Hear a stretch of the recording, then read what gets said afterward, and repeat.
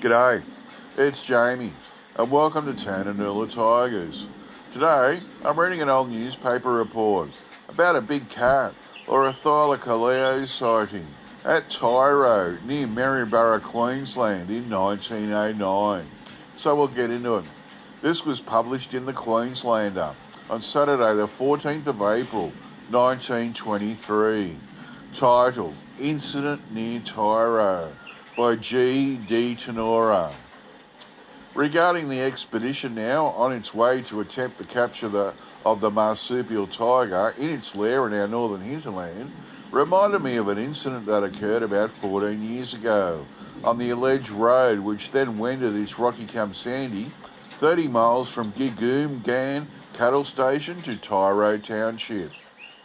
Mr. P.B. Skirgle, a well-known sugar planter, and myself were riding hard towards the ladder from Munna Creek, trying to beat a rising storm, and the creek's rising in sympathy, in time to cross the Mary River Bridge at Tiaro before the floodwaters reached it.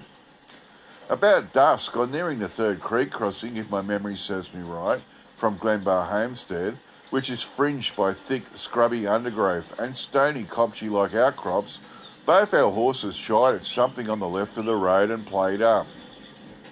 We dismounted and were startled to find the cause to be a large animal of the cat tribe, standing about 20 yards away, astride a very dead calf, glaring defiance at us and emitting what I can only describe as a growling whine.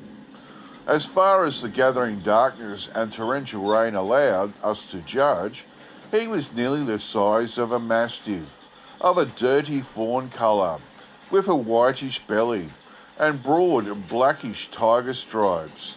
The head round, with rather prominent lynx-like ears, but unlike that feline, with a tail reaching to the ground and large pads.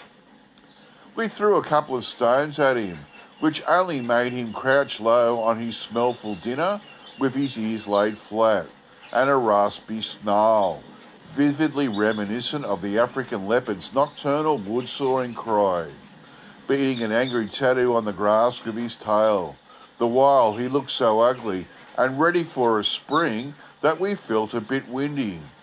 But on our making a rush, while cracking our stock whips, he bounded away to the bend of the creek, where he turned back and growled at us. Though hops are not as plentiful on the Glenbar track as blady grass, trees and ferns, yet our sobriety and veracity was strongly impunged on our recounting our encounter in Tiaro, the general consensus of opinion being that we'd seen an extra size in wildcats. While on the road with Stockton Bigot, and some months later, I had a good search up that creek on my own with a rifle, but failed to sight a track. However, your article leads me to believe that we may have seen a marsupial tiger. It is quite possible there are species as far south as that district of our northern fauna. For instance, a few years back, a large alligator, or rather crocodile, was killed at Tiaro, 17 miles from Maryborough, and only a little over 100 from Brisbane. And if a crocodile, why not a tiger? The end.